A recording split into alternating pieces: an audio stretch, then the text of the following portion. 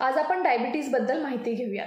डायबिटीजमध्ये ब्लडमध्ये sugar म्हणजे ग्लुकोजचं प्रमाण वाढतं. आपल्या बॉडीमध्ये ग्लुकोज हे एनर्जी देण्याचं काम करतं. जेव्हा बॉडीला एनर्जीची गरज असते त्यावेळेला लिव्हरमधून ग्लुकोज सिक्रीट केलं जातं. पण हे ग्लुकोज सेल्सच्या आतमध्ये जाण्यासाठी इन्सुलिनची खूप गरज असते. इन्सुलिन चावीसारखं काम करतं. हे इन्सुलिन पॅनक्रियाजमध्ये सिक्रीट होतं. हे झालं नॉर्मल मेकॅनिझम. मग डायबिटीजमध्ये होतं काय? डायबिटीज हे 2 प्रकारचे असतात, टाईप 1 डायबिटीज आणि टाईप 2 डायबिटीज. टाईप 1 डायबिटीजमध्ये ह्या पॅनक्रियाटिक सेल्स कमी प्रमाणात इन्सुलिन सिक्रीट करतात.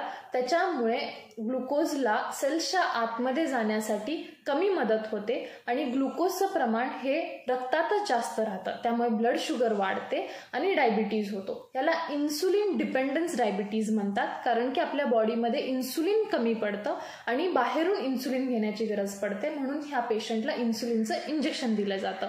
दुसरं आहे टाईप 2 डायबिटीज, ज्यामध्ये इन्सुलिन फॉर्मेशन हे योग्य प्रमाणात होतं, पण सेल्स इन्सुलिनला कमी रिॲक्ट करतात. त्याच्यामुळे परत ग्लुकोज हे सेल्सच्या आतमध्ये जाऊ शकत नाही, ते रक्तातच जास्त राहतं, म्हणून ब्लडमध्ये शुगरची लेवल वाढते आणि डायबिटीज होतो. याला इन्सुलिन रेझिस्टन्स डायबिटीज असं म्हणतात.